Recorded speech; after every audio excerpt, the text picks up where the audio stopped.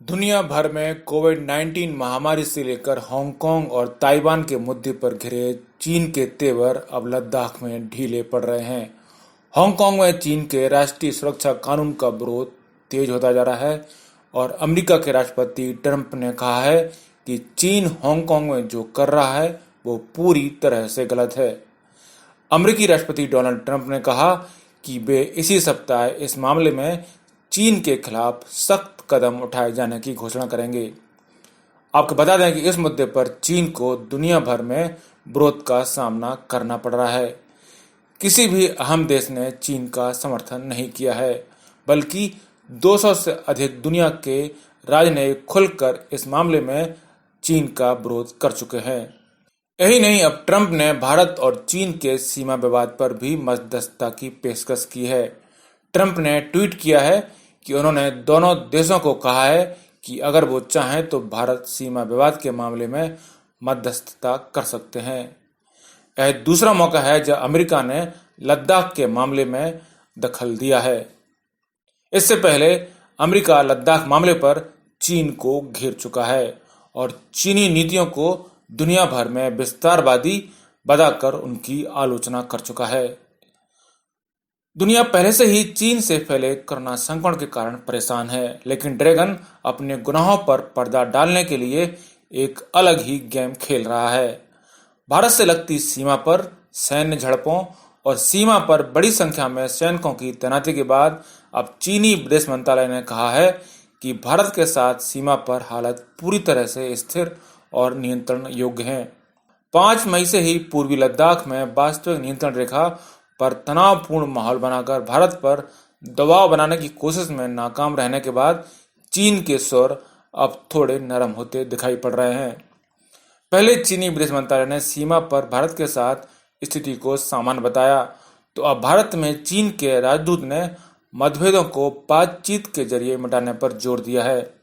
उन्होंने कहा कि चाइनीज ड्रैगन और भारतीय हाथी एक साथ नृत्य कर सकते हैं। भारत में चीन के राजदूत सन बिडोंग ने confederation of young leaders meet को संबोधित करते हुए कहा कि भारत और चीन के रिश्तों को प्रगाढ़ करने की जरूरत है। उन्होंने कहा कि हमें कभी भी अपने मतभेदों को अपने रिश्तों पर हावी नहीं होने देना चाहिए।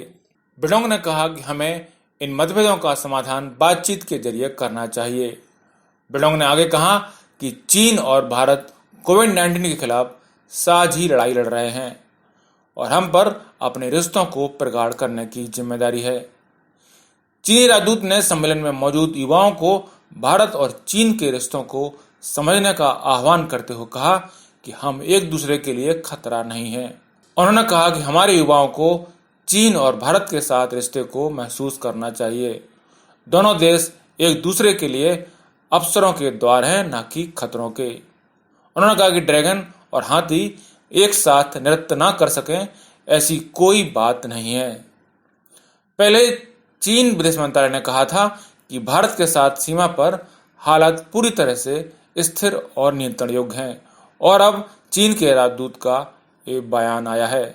ध्यान रहे कि LAC यानी लाइन ऑफ एक्चुअल कंट्रोल पर जारी तनाव के बीच भारत ने कभी उकसावे की बात नहीं की, लेकिन मंगलवार को खबर आई कि चीनी राष्ट्रपति शी चिनफिंग ने अपनी सेना को युद्ध के लिए तैयार रहने को कहा है।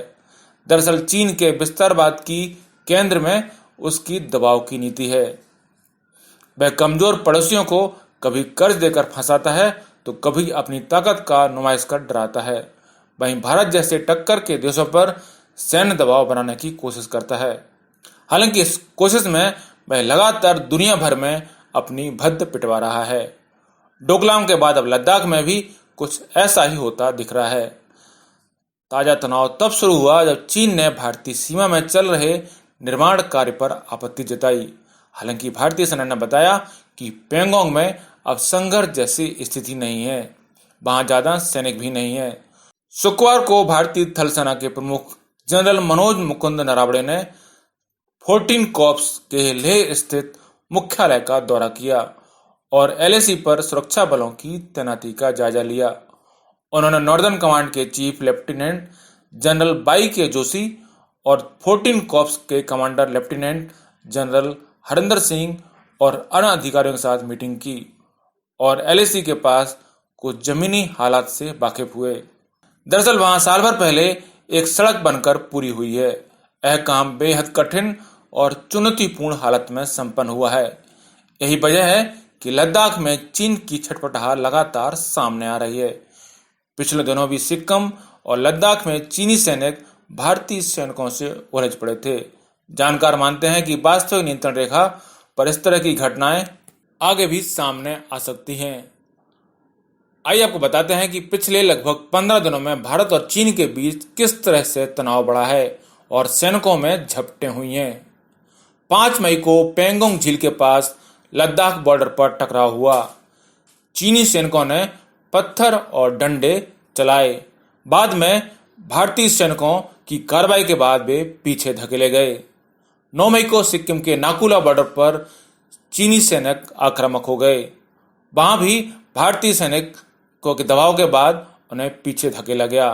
10 मई को भी गलवान घाटी में चीनी सैनिक आगे आए। यहां भी उन्हें पीछे हटने को मजबूर किया गया। 22 मई को लद्दाख बॉर्डर पर चीनी हेलीकॉप्टर उड़ते देखे गए। 20 से 25 मई के बीच में चीन ने अपनी सैनिकों की संख्या लद्दाख बॉर्डर पर बढ़ाकर 5,000 तक कर दी। 26 मई को चीनी राष्ट्रपति शी जिनपिंग का बयान आया कि सेना हर स्थिति के लिए तैयार रहे। बता दें कि इस समय चीनी संसद चल रही है और चीन के राष्ट्रपति ने संसद के दौरान ही कहा कि सेना को युद्ध के लिए तैयार रहना चाहिए। किसी भी विपरीत परिस्थिति और सबसे विकटतम स्थितियों की कल्पना करें और उसके लिए तैयार रहें। प्राप्त जानकारी के अनुसार 5 मई को पेंगोंग झील के पास जो झड़प हुई उसमें चीनी की सेना का रवैया काफी चौंकाने वाला था।